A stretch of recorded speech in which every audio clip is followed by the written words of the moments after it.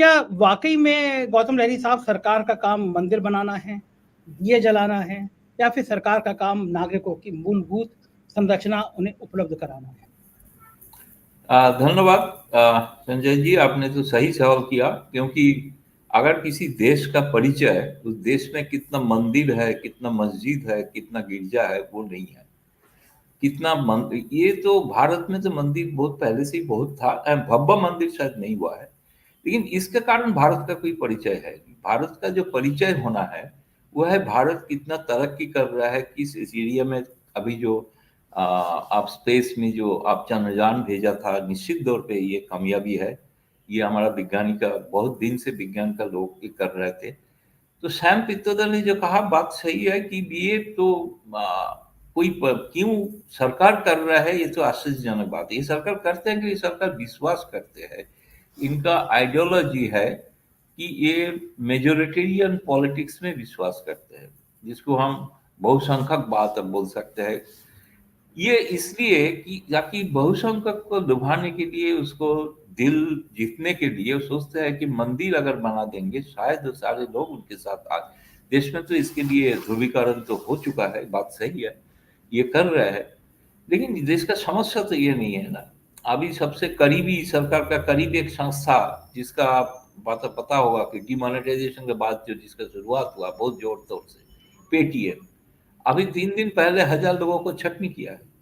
सारे automobile industry में boom चल रहा है, लेकिन वहां पे लोग छटनी हो रहा है। तो ऑर्गेनाइज लेबर जहाँ पे है वहां पे लोगों को बेकारी बढ़ रहा है, सारे लोग अनएम्प्लॉयमेंट हो रहा है। महंगाई का बात तो यार बोलने का है क्या, लेकिन एक बात सही है कि इसको सारे चीज को छुपाने के लिए, शायद सच तो दिल, उसका ध्यान हटाने के लिए, मैं मानता हूँ कि इसलिए इस तरह का भावुक कोई लेके कोई कार्यक्रम लेके वो चलते हैं कि लोगों को दिल में तो है, लोग पूजा उपासना भारत के लोग ज्यादा करते हैं, बात सही है। लेकिन उसके लिए तो उसको पेट भरता नहीं है ना। सरकार को जिसको कहते हैं वेलफेयर स्टेट, वेलफेयर का स्टेट का मतलब ही है कैसे जनता का कल्याण किया जाए, कल्याणकारी बहुत योजना हो रहा है। तो इसके लिए तो ज्यादा ध्यान देना चाहिए सरकार को। उसके अलावा ये मंदिर में नहीं पड़ा, अभी तो सिर्फ मंदिर, अब तो गलत से मुंह से निकल रहा था मस्जिद, लेकिन मस्जिद का भी तो उद्घाटन नहीं किया। मुझे नहीं लग रहा कि अयोध्या में जो मस्जिद बन रहा है उसमें मोदी जी जाएंगे कि नहीं जाएंगे, मुझे पता नहीं। वो तो कब होगा, अभी डेट कुछ तय हुआ है शायद, मेरे एग्जैक्टली डेट पता नहीं, अभिज्ञान जी को पता होगा, शायद बोल सकते हैं। तो प्रधानमंत्री जी जा रहा है, बीजेपी का अंदर से कुछ लोग भी सवाल उठा रहा है, ये आश्चर्यजनक विषय है। आप, मैं बोल भी नहीं सकता हूँ कि उनका पुराना जो नेता राज्यसभा का सुब्रमण्यम स्वामी का ट्वीट आप पढ़ के देखिए, तो वो मैं यहाँ पे बोल नहीं सकता हूँ एक्चुअली जो कहा है। ये सबको पढ़ के आपको पता होगा क्या लिखा है। तो इस तरह का सवाल इसका पार्टी का अंदर व पार्टी का जो माने कुछ लोग जो माना जाता है, देखिए सुब्रमण्यम स्वामी तो कहते ही कांग्रेस भक्त नहीं है ना, रोज सोनिया गांधी, गांधी फैमिली को आलोचना करते हैं, उसको जेल जाने के लिए भी बोलते हैं। लेकिन उन्होंने भी ये सवाल उठ रहा है क्यों जाएंगे मोदी जी उद्घाटन करने के लिए। वो नहीं कहा कि प्रधानमंत्री को नहीं जाना चाहिए, ऐसे नहीं कहा उन्होंने, दूसरा एक आस्था का सवाल उठाया था। तो इसलिए मेरा मानना है कि ये सारे चीज ध्यान लोकसभा चुनाव का पहले इनके पास यही सबसे ज्यादा, देखिए इतना अच्छा अगर G20 हुआ है, इसको क्यों नहीं सेल कर रहा है, इसको क्यों नहीं बढ़ा, इतना विश्व गुरु बने, देश में मोदी जी का नाम छा गया है, तो इसको क्यों नहीं जनता के पास सेल कर रहा है। जनता के पास लाने के लिए सिर्फ मंदिर ही चाहिए, और सिर्फ एक मंदिर से नहीं हो रहा है ना, बाकी मंदिर का नाम भी आ रहा है ना। काशी तो डेवलपमेंट के नाम पे जो हो चुका है, अभी मथुरा का नाम आ रहा है, मथुरा। तो ये लोग इसके कारण ही सारे, खास तौर पे ये बात सही है, हिंदी बेल्ट में इसका प्रभाव है। हिंदी बेल्ट का जनता जहाँ पे गरीबी सबसे ज्यादा है, जहाँ पे आबादी का गरीबी सबसे ज्यादा है, पिछड़ा है, वहाँ का लोग इस चीज में उलझ जाते हैं। और इसी के कारण सोचते हैं कि हमारा जो धर्म है इसके लिए शायद मोदी जी, तो हिंदू धर्म का प्रतीक उनको माना जाता है ना, इसलिए उसको वोट भी मिल रहा है, बात सही नहीं। और वोट नहीं मिलेगा मैं ये नहीं बोल रहा हूँ, वोट मिल सकता है, लेकिन इसका सारे देश में इसका प्रभाव नहीं है। अब अगर समुद्र किनारे का जितना राज्य है इंक्लूडिंग गुजरात जो भी है, मुझे पता नहीं अभी अगला चुनाव गुजरात में क्या होगा, बहुत अच्छा कामयाबी मिला था बीजेपी का। बाकी सारे कोस्टल स्टेट जिसको कहते हैं, इसके इस मंदिर का कोई प्रभाव है नहीं, गुजरात में जरूर है। लेकिन बाकी जगह पे नहीं है। तो देश में कम से कम एक आबादी ऐसे है जिसका आप लोकसभा का सीट के हिसाब से देखें 200 से 250 सीट हो सकता है, इसमें राम मंदिर का इफेक्ट नहीं हो सकता। ये एक सिर्फ अपना जो वोट है जिसको बचाने में लगे है, कंसोलिडेट करने लगे में, क्योंकि बढ़ने का जगह कहीं नहीं है, जो मैक्सिमाइज हो चुका है। बढ़ने का जो जगह है उस जगह पे तमिलनाडु हो, केरला हो, बंगाल हो, यहाँ पे राम मंदिर का इफेक्ट नहीं है। ये कर रहा है जो मिला था हिंदी बेल्ट में, इसको कैसे हम बचा के रखें। देखिए, मैं तो इतना वरिष्ठ पत्रकार के बीच में थोड़ा जूनियर पत्रकार हूँ, लेकिन मेरा मन में कतई सहमत नहीं हूँ जो मैंने सुना है, क्योंकि कभी तो किसी को कोई रैशनल बात बोलना चाहिए। रैशनलिज्म का तुरंत आपको कोई फायदा नहीं मिलेगा, ये बात सही है, इसके लिए भुगतना पड़ा।